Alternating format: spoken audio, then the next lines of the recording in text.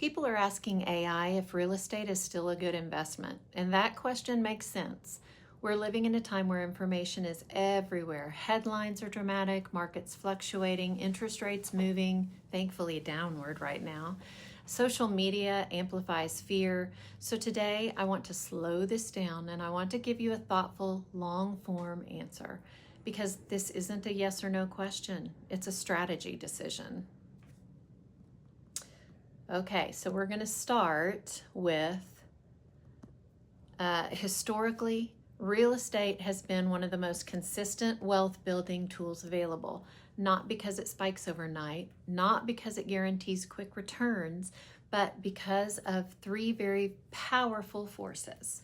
First, appreciation, leverage, and equity accumulation. Let's unpack these. First is appreciation. Over long periods of time, real estate values tend to rise, not evenly, not predictably year to year, but steadily over decades. Why? Because land is limited, population grows, construction costs rise, inflation exists. As the cost to build and replace homes increases, values tend to adjust upward.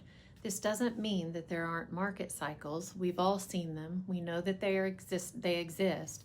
They're there.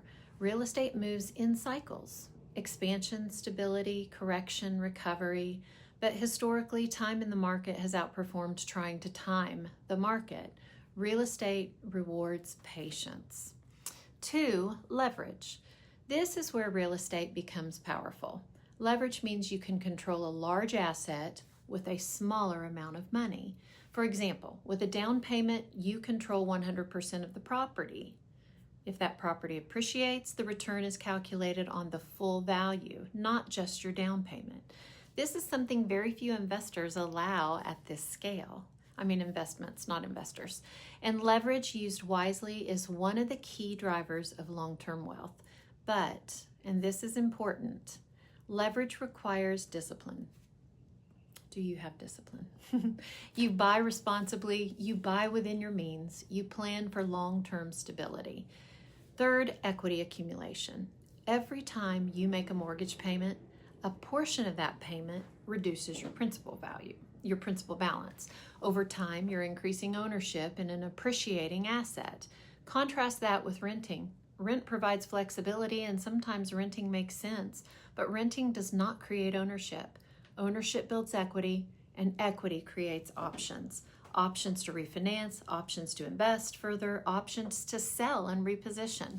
Now, let's talk about the question people are really asking. They're not just asking, is real estate a good investment? They're asking, is it still a good investment today, right now? That's a more nuanced question, and the answer depends on your timeline, your financial stability, your risk tolerance, your long-term goals. Real estate is rarely a short-term wealth strategy. You'll hear me say that a lot.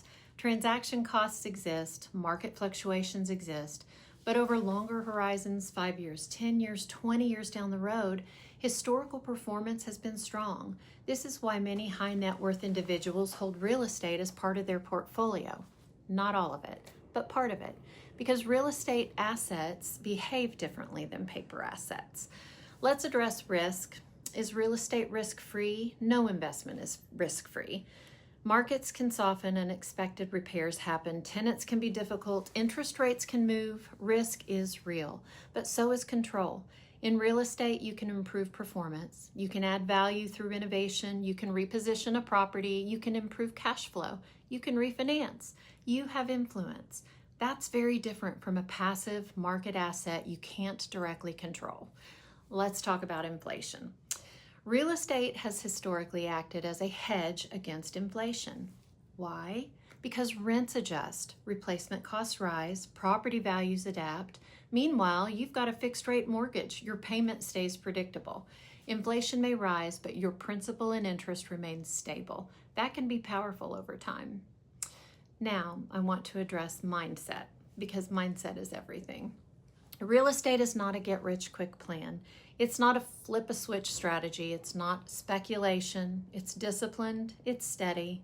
It's strategic. The people who build wealth through real estate usually do so through consistency, patience, good decision-making, and long-term thinking. It's a long game, and long games reward those who stay calm through market noise, who have resilience. Which brings us back to AI. AI aggregates information, summarizes headlines, predicts trends. It doesn't know your financial stability, your life stage, your career trajectory, your local neighborhood dynamics, your family goals, your tolerance for risk. Investment decisions require context, not just data. So is real estate a good investment? Still, for many people, yes. When approached thoughtfully, when purchased responsibly, when held strategically, when aligned with long-term goals, but it's never one size fits all. It's always personal. If you're considering buying your first property, buying an investment property, upgrading strategically, holding versus selling, or simply trying to understand the real estate market and if it should be part of your financial picture, let's have a conversation.